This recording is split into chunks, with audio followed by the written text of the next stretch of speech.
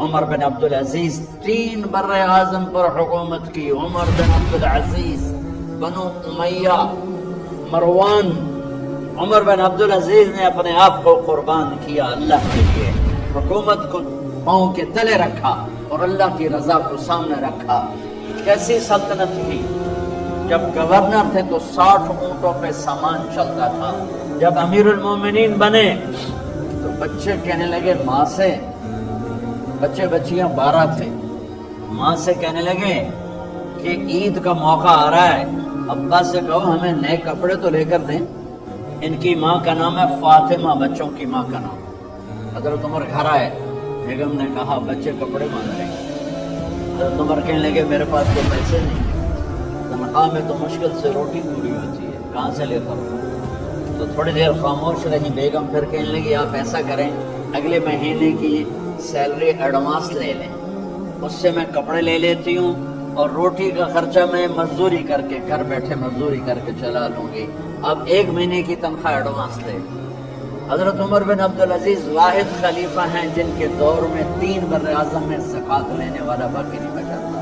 یہاں لاہور بھی ان کی حکومت کے نیچے تھا، جنوبی اسپین فرانس ان کی حکومت کے نیچے تھا، کاشغر تک ان کی حکومت کے نیچے تھا، استنبول کے دروازوں تک ان کی حکومت تھی.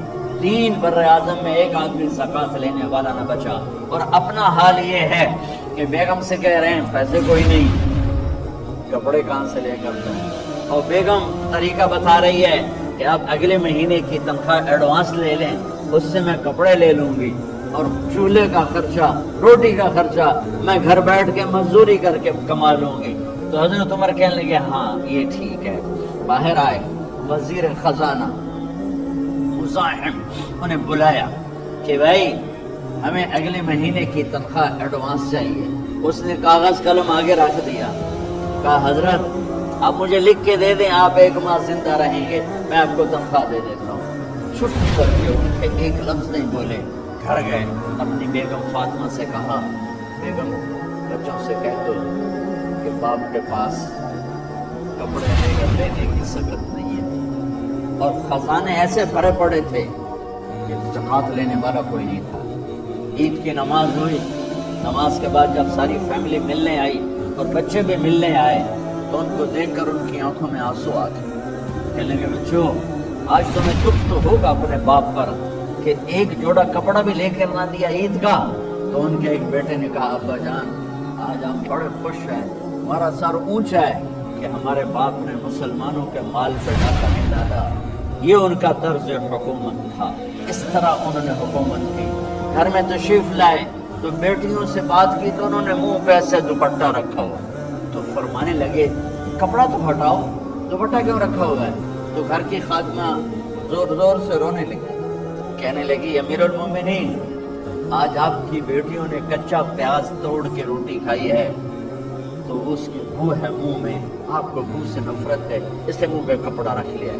تو حضرت اتنا روئے ان کی داڑھی طرف ہو گئی.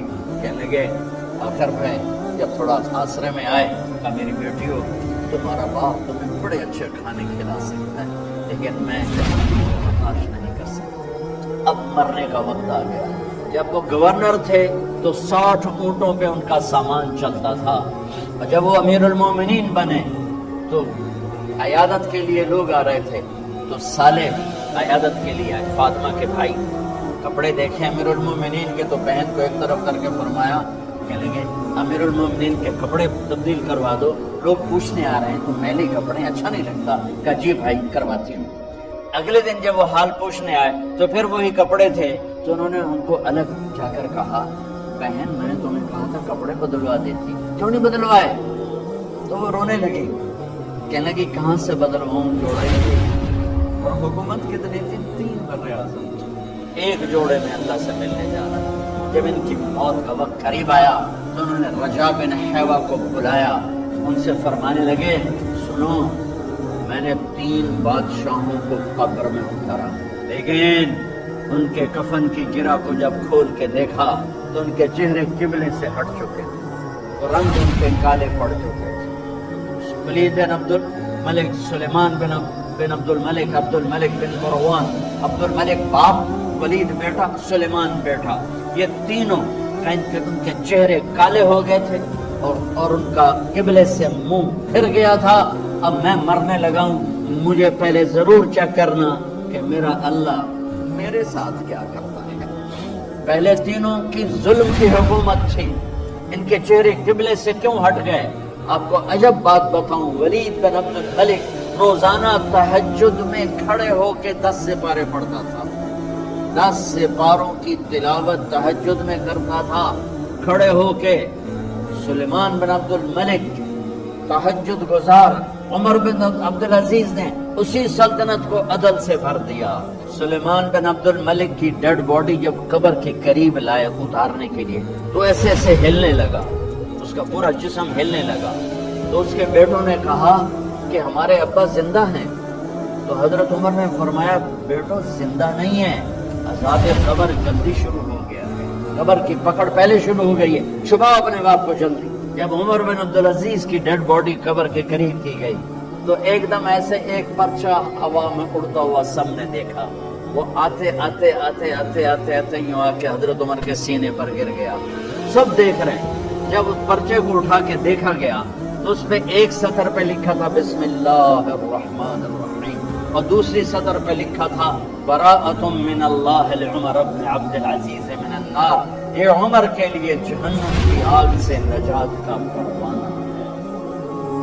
3 بر اعظم کی سلطنت لے کر وہ جنت کا پروانہ لے کر دنیا سے گئے. جب ان کو قبر میں اتارا گیا تو انہوں نے رجا بن حیوہ سے فرمایا تھا 3 بادشاہوں کے چہرے دیکھے قبلے سے پھر گئے, رنگ کالے پڑ گئے, مجھے تم نے دیکھنا ہے کہ کیا ہوتا ہے. تو رجا فرماتے ہیں جب میں قبر میں اترا اور ان کے کفن کی گرہ کو کھول کے دیکھا تو چہرہ قبلے کی طرف فکس تھا اور مجھے یوں لگا جیسے 14ویں رات کا چاند قبر میں اترا ہے. اللہ کو اپنی منزل بناؤ, اللہ کو اپنی منزل بناؤ, اللہ کو